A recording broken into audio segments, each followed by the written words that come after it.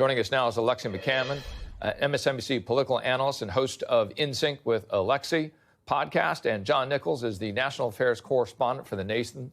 Both of them join us right now. Alexi, let's start with you on this.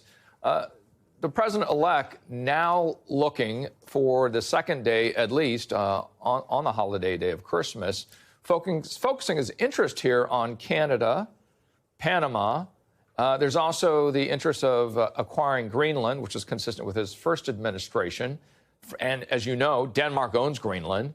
Yet this sudden shift in foreign policy amid his holiday greeting is setting the tone for what's to come in his second term, some might ask. What do you think is his purpose here? Is this about manufacturing? Is this about comparative advantage? Is this about international security? Why is the president-elect looking at these particular territories or countries?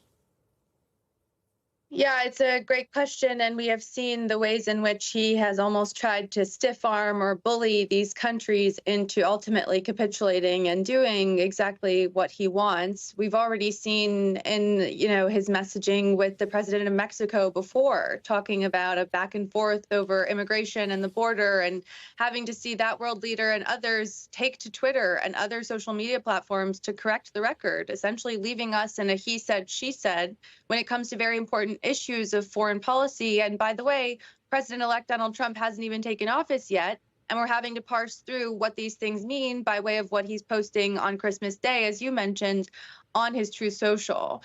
As you mentioned, he talked about buying Greenland in his first presidency. I think it would be wise for all of us to assume that Donald Trump will do whatever it takes during his second and what will be his final presidency to establish his long-term legacy, which is what I think a lot of these foreign policy moves are about.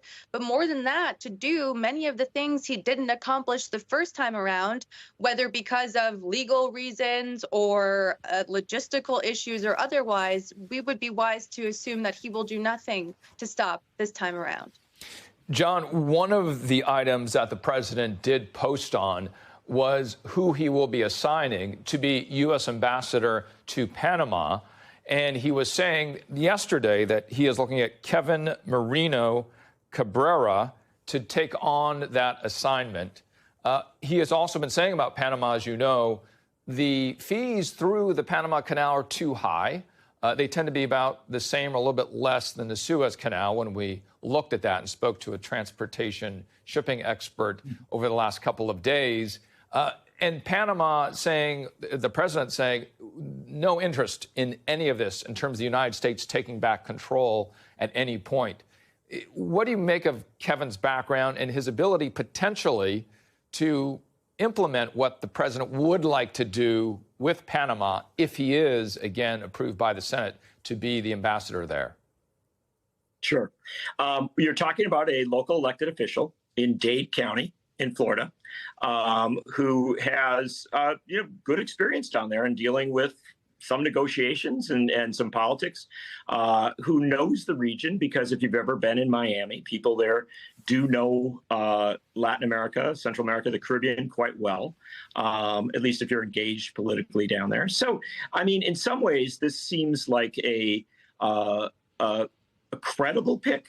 But the complexity here is that you're not picking someone who has been involved in the real complexities of Panama and Latin America at a level that, say, a senior diplomat would.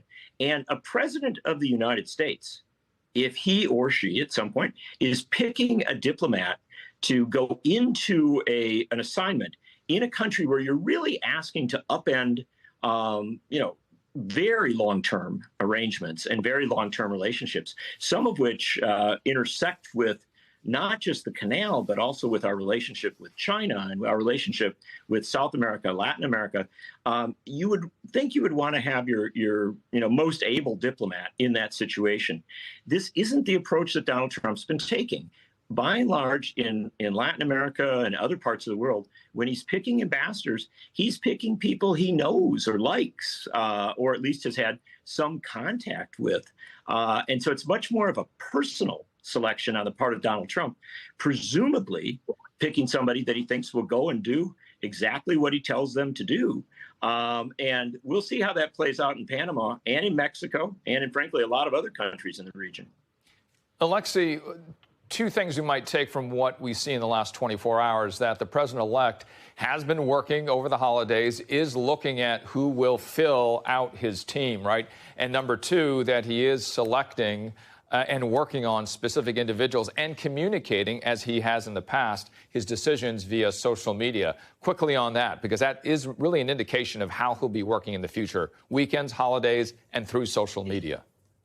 Yeah, it's going to be a busy time for everyone involved. We all remember those famous Friday night news dumps where he would announce personnel decisions, sometimes firing people from the White House and the administration. And that's the way we would all find out. That person included even people like his chief of staff. So we should expect those things to continue. And again, I mean, Donald Trump is someone who likes to brag about how much he is working. When I was covering him the first time around, I reported on his unstructured executive time, where he does a lot of this business that we don't know about. So we should expect to see that come around again this time, too. Alexei McCammon and John Nichols, I appreciate you both for showing up today. I appreciate it. Thank you so much.